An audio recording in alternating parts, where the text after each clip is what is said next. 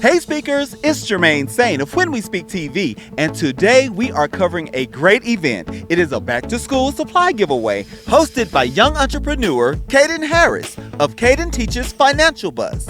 I actually would go to business meetings with my dad, and I always see people talking about financial literacy, but at that point I hadn't understood what it was, so I took it upon myself to learn about financial literacy and be able to teach it to kids in a way that they can understand.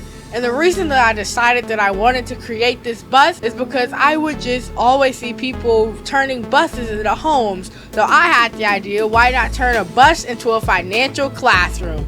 The reason that this back to school giveaway was so important to me is because I just wanted to help out in the community and find a way to give back. So I had the idea, why not have a backpack giveaway?